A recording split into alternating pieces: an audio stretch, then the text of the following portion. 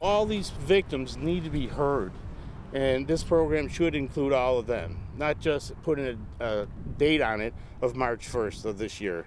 I think they should all be heard. Well, calling for accountability and then some, a man who says he was sexually abused by a member of the Catholic clergy wants all priests accused of abuse to be identified. This call, of course, coming almost a week after a retired priest from Western New York admitted sexually abusing dozens of boys. Michael Whalen also wants that compensation fund for the diocese available to everyone who files a complaint. Channel 2's Claudine Ewing explains.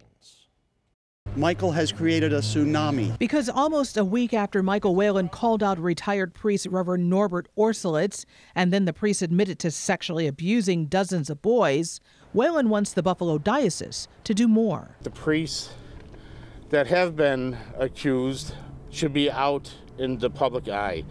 I think people should know who they are and where they are. Since Whalen went public about the abuse he endured decades ago, he's been flooded with phone calls from people saying they too were abused. Whalen says the diocese should be more accountable. These names need to be released, just to know who they are, where they are.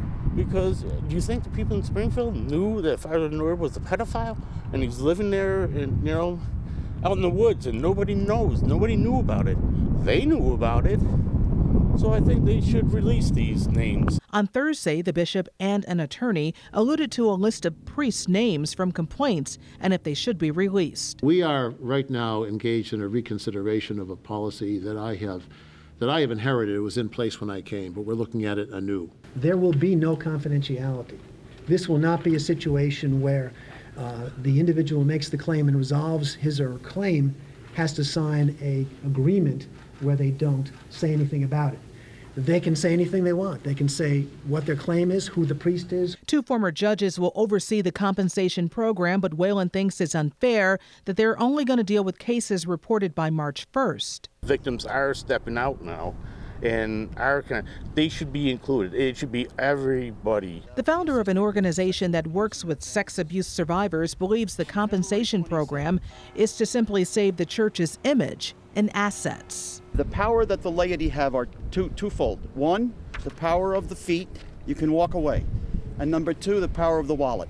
So you can stay, but you can also not contribute.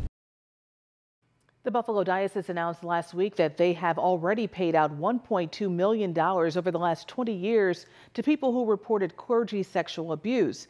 Diocesan spokesman George Ricker told me any clergy abuse victim who has not filed a claim can still do so by calling the Victims Assistance Coordinator.